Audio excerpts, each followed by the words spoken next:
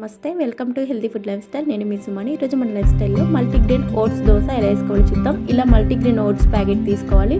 ఇందులో ఓట్స్, అవిసె గింజలు, కార్న్, గోధుమలు, రాగుల్ని వీటన్నిటిని ఓట్స్ లాక్ చేసి ఈ ప్యాకెట్లో ఇస్తారనమాట. ఇవి ఒక కప్పు ఒక చిన్న సైజు మిక్సీ జార్లో వేసుకొని మూత పెట్టుకొని వీటిని పౌడర్ లాగా చేసుకోవాలి.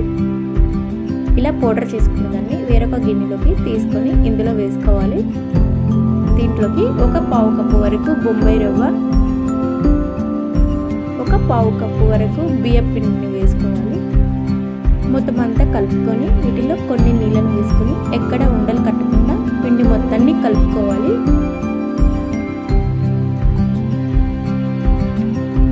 ఈ మల్టీగ్రెయిన్ ఓట్స్ ఆరోగ్యానికి కూడా చాలా మంచిది. హెల్త్కి, డైట్ చేసే వాళ్ళకి ఈ దోశ చాలా బెస్ట్ బ్రేక్ఫాస్ట్ అని చెప్పవచ్చు.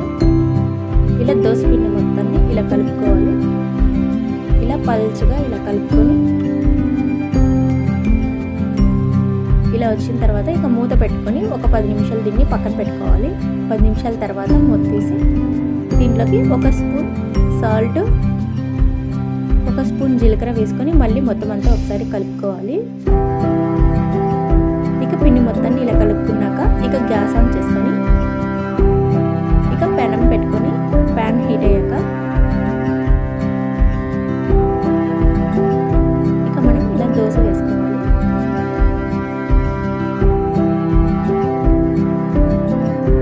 ఇలా దోశ మొత్తం వేసుకొని కావాలంటే ఆయిల్ కూడా వేసుకోవచ్చు. ఇలా ఇక వేసుకొని దీన్ని సర్వింగ్ ప్లేట్లోకి సర్వ్ చేసుకోవాలి.